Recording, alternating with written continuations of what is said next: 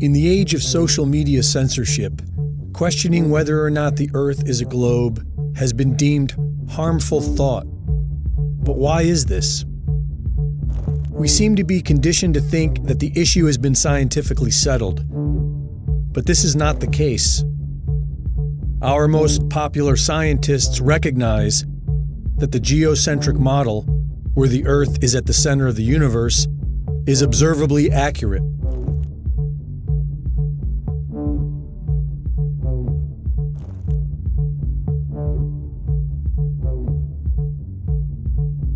Edwin Hubble and Stephen Hawking went as far as to say that they reject the geocentric model not based on scientific reasoning, but rather because they find the thought of being at the center of the universe to be emotionally disturbing. Physicist George Ellis stated that you cannot disprove the geocentric model, you can only exclude it on philosophical grounds. The Michelson-Morley experiment in the 1880s proved the Earth was stationary, and Albert Einstein claimed this was a serious embarrassment and intended to disprove it with his relativity theory, but later admitted that he had failed to do so. We are conditioned to think that the heliocentric model is scientifically superior to the geocentric model, but when we apply scientific reasoning, we discover that this is not true. Contrary to popular thought, the scientific community has disputed the heliocentric model for centuries, such as the Earth's curvature. According to the heliocentric Earth model, the Earth is 24,000 miles in circumference, and if one were standing at sea level, they should only be able to see less than 3 miles before the surface of the Earth curves out of view. But this has been proven to be false for centuries. From the Bedford Level experiments of 1838 to modern photography. This photograph of Chicago was taken almost 60 miles away from Grand Mere State Park in Michigan. On a spherical Earth, this would be impossible. Using the Pythagorean theorem and the current dimensions of the Earth, the top of the tallest skyscraper should be 900 feet below the observable horizon. Local news explained this anomaly by claiming the image was a mirage. And what you're seeing here is a mirage. We typically would not be able to see this from the Lake Michigan shore. We talked about this last night. Conditions are right on the lake that we're actually seeing a mirage. They claimed that somehow light refraction and perfect weather conditions are responsible for creating a photorealistic mirage of the Chicago skyline appearing to sit on the flat horizon from almost 60 miles away. Anomalies in the Earth's curvature can also be found in old lighthouses, able to be seen for several miles past what is possible on the heliocentric model, and weapons guidance systems that are capable of sighting targets that would only be possible on a flat plane. We are accustomed to observing ships disappearing over the curve, but with modern consumer cameras, we can observe that this seems to be an optical illusion based on light reflection and the laws of perspective. Many of us tend to think the planet is too big to observe curvature, but the empirical evidence tells us that either the surface of the Earth is a flat plane or the planet is at least 100 times bigger than we are told.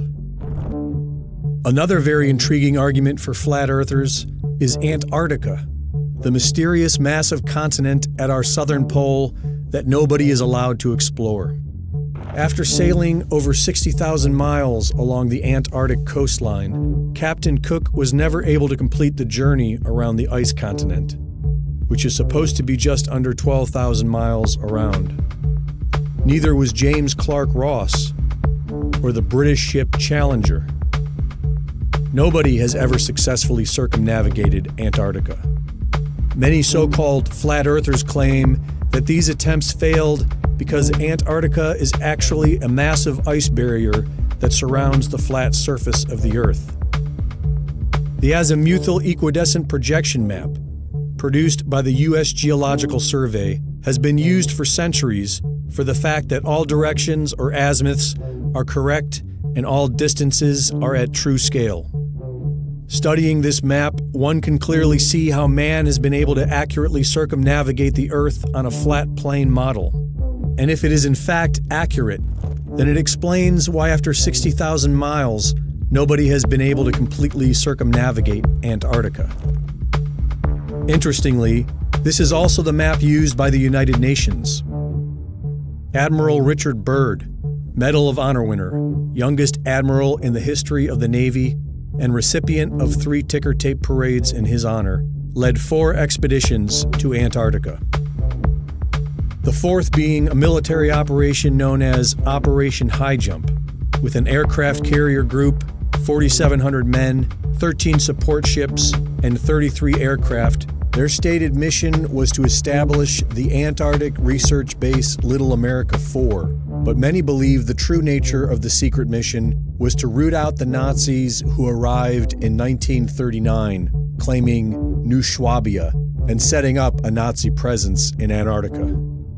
In 1954, Admiral Richard Byrd spoke on TV of an area bigger than the United States with valuable resources and announced a future of international exploration. Our very distinguished guest for this evening is Admiral Richard E. Byrd. Strangely enough, there is left in the world today an area as big as the United States that's never been seen by a human being.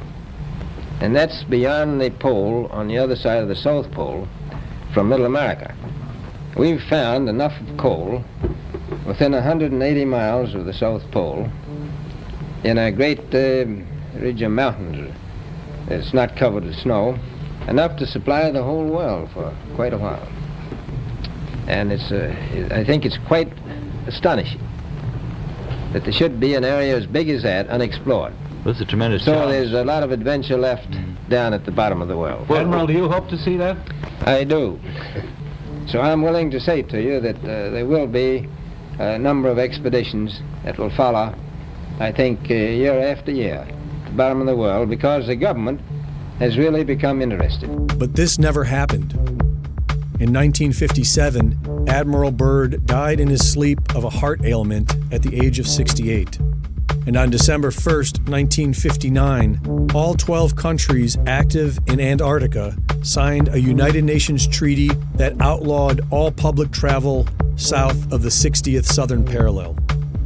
This was the same time that NASA was formed. The world's attention was pulled away from exploring Antarctica and directed firmly on the moon. In 1962, a series of high-altitude nuclear tests was carried out by the United States.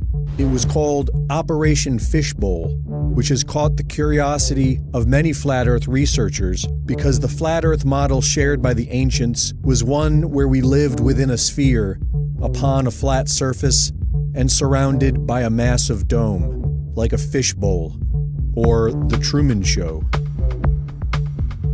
In 2012, the secret lost diary of Admiral Richard E. Byrd was published, wherein Admiral Byrd allegedly claimed to enter a hollow Earth through a hole in the center of Antarctica and meet with an advanced alien civilization.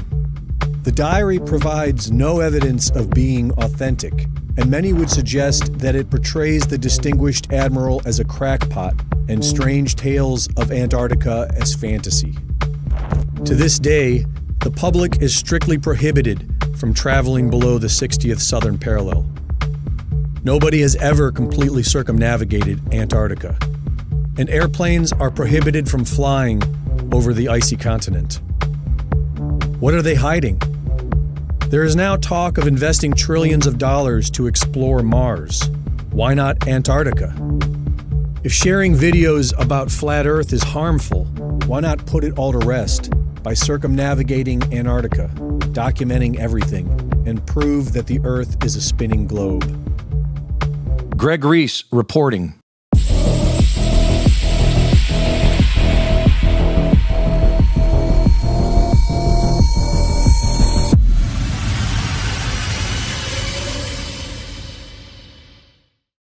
The Reese Report is now fully funded by my Substack subscribers. Subscribe today and support my work at gregreese.substack.com.